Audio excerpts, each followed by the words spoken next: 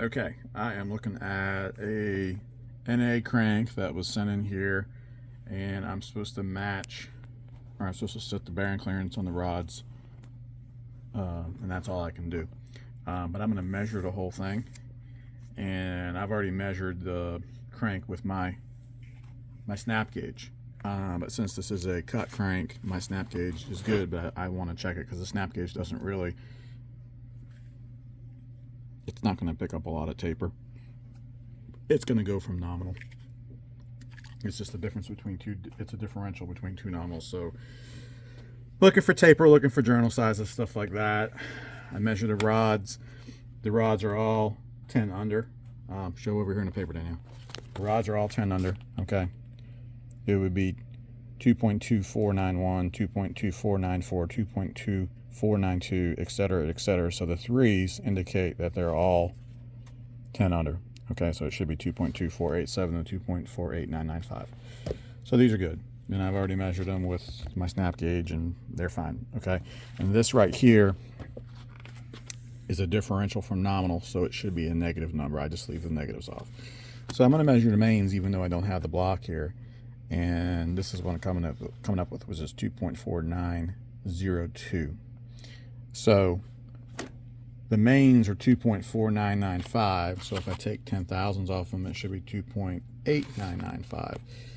All right, so let's watch.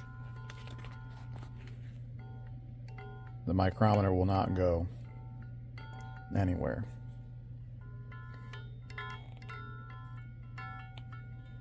On any of these mains.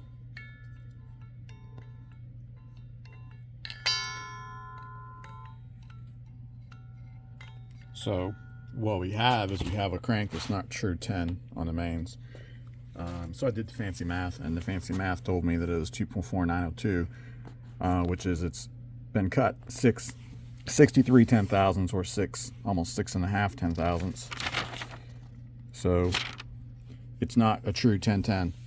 So I hope that when the bearings that go in the bearing bore, I hope they're big. I hope the main housing bore is big, otherwise they're going to be tight.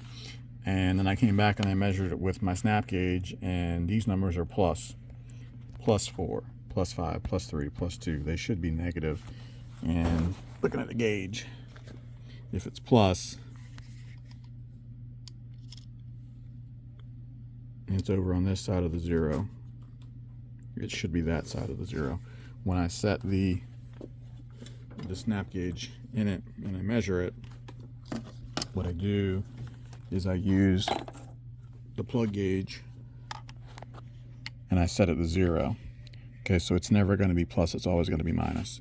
So that's an indicator. So this crank is not a true, it's not a true 10,000s crank on the mains. And I'm not saying it's not going to work. It may work just fine. It may have been done that may have been done for a reason, but these are the things that you got to look for. So like if I cut a crank, I'm going to tell them I want it 1010, and I'll tell them whether I want it on the high side, low side, or the split. So you got to know what you're asking for when you're getting these things cut. And if you find a crank grinder that won't do that, you need to find a different crank grinder. Find a crank grinder that will, a good crank grinder can put it where you want it.